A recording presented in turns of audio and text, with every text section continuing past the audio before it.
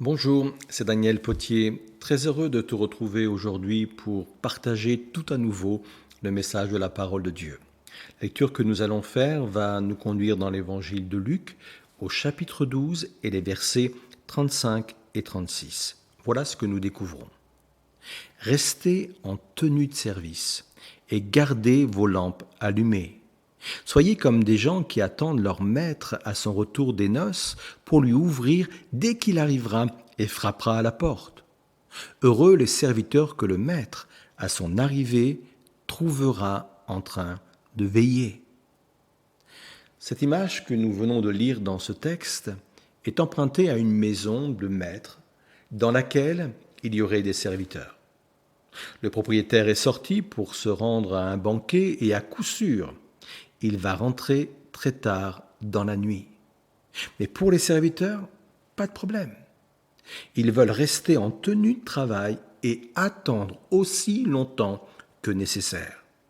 Car dès qu'ils vont entendre le maître arriver, ils veulent se précipiter pour ouvrir la porte et répondre à ses moindres besoins.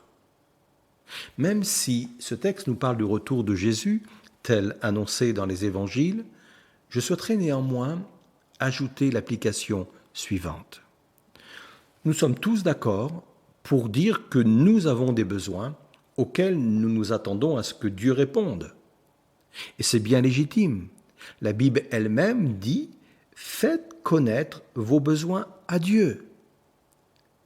Mais sais-tu que Dieu a également des besoins auxquels il aimerait que nous répondions? Oui, je sais que ça paraît étrange de le dire et de l'entendre comme cela. Après tout, il est Dieu. Il possède la toute-puissance. Rien ne lui est impossible. En quoi aurait-il des besoins? En réalité, les besoins de Dieu concernent notre prochain, notre humanité, et pour y répondre, Dieu a décidé de se servir de nous. Et ça, vois-tu, c'est une véritable preuve d'amour. Dieu aurait pu se passer de nous, mais par amour, il veut nous associer à son travail. Alors ma question est toute simple. Veux-tu te rendre disponible pour accomplir ce qu'il te demandera?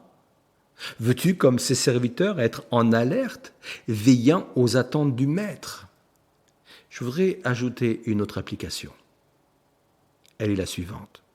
Servir Dieu et les autres est un autre moyen de recevoir la bénédiction. Car dans l'histoire d'aujourd'hui, il y a une suite. Je vais continuer la lecture.